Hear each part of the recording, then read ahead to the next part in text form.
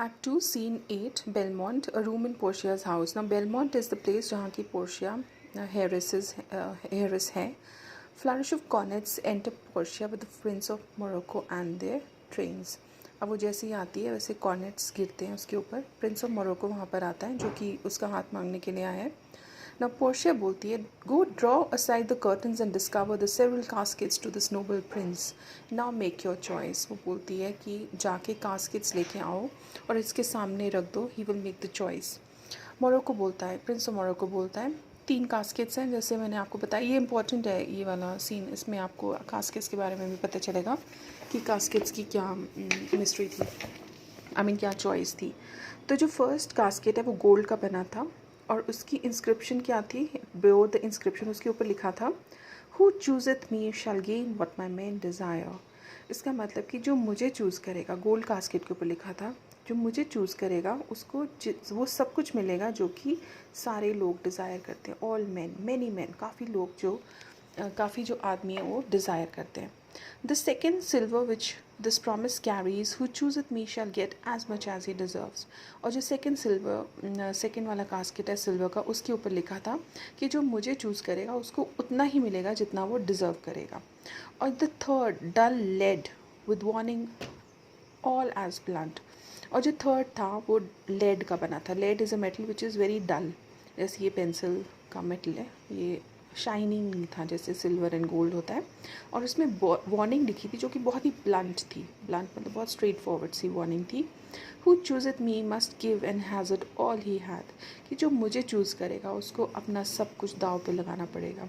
Has it मतलब risk पे लगाना पड़ेगा. जो भी उसके पास है वो दाव पे लगाना पड़ेगा.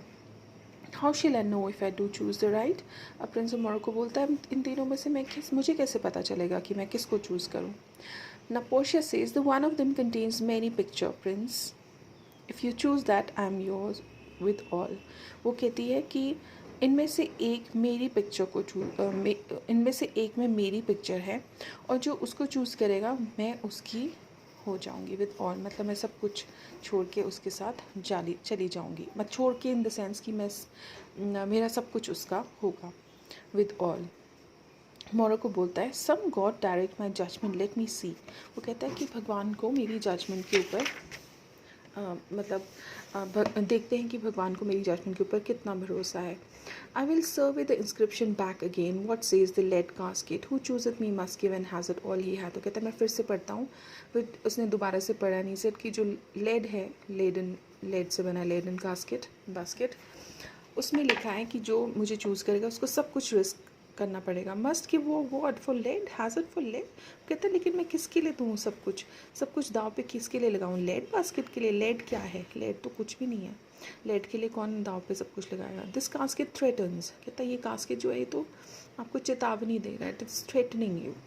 Men that has it all do in hope of fair advantages. A gold mine stoops not to show off dross.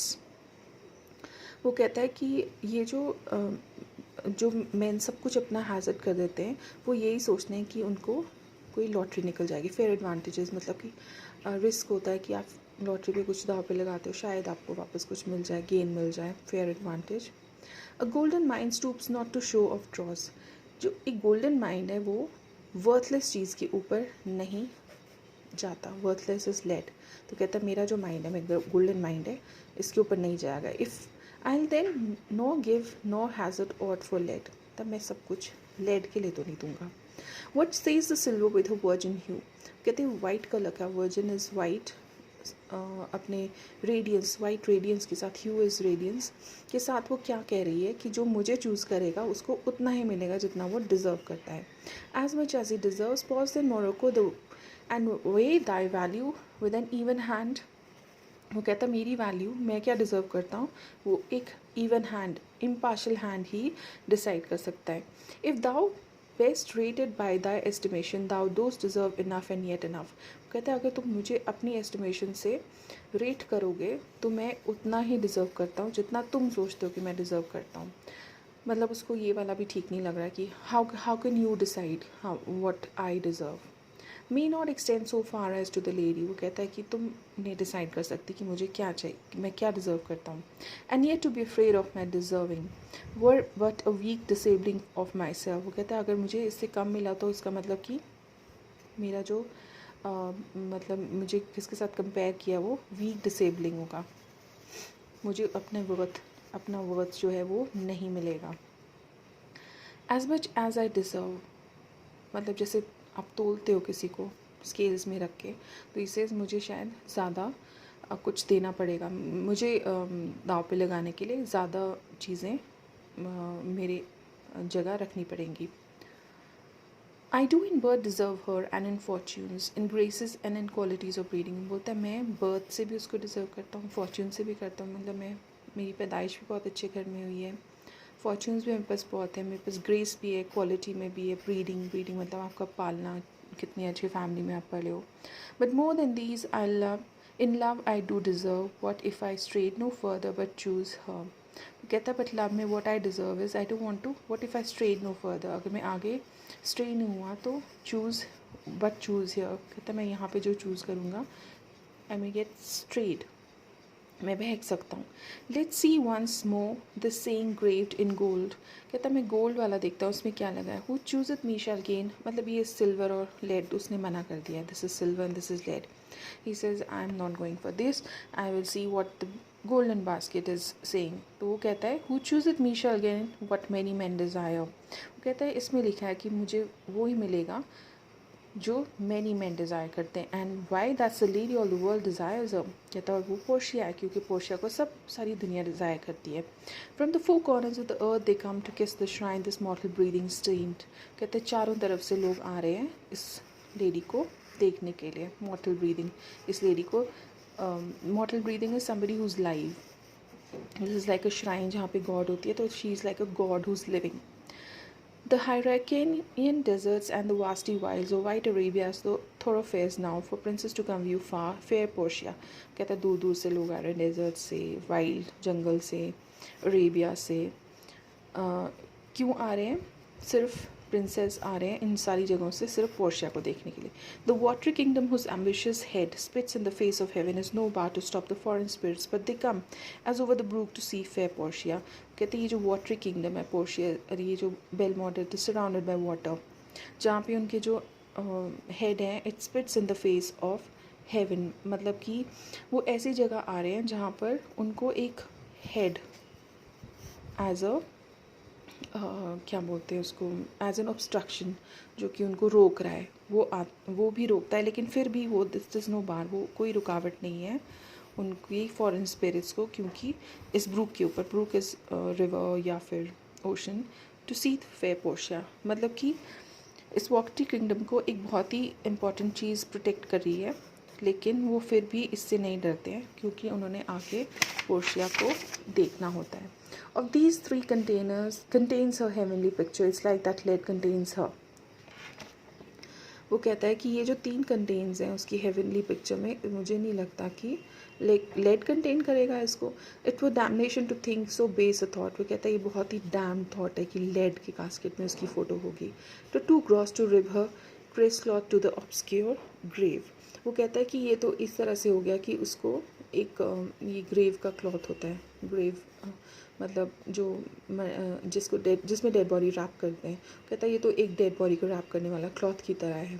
और shall I think in silver she is a mure being 10 times under value to tried gold. वो कहता है कि और silver तो ऐसे लगता है कि she is been under valued in the silver casket, और इसीलिए I will try gold. O sinful thought never so rich a gem was set to worse than gold. वो कहता है कि इतनी जो सुंदर पोर्शिया, उसकी फ़ोटो जो है वो गोल्ड में ही ठीक लगेगी.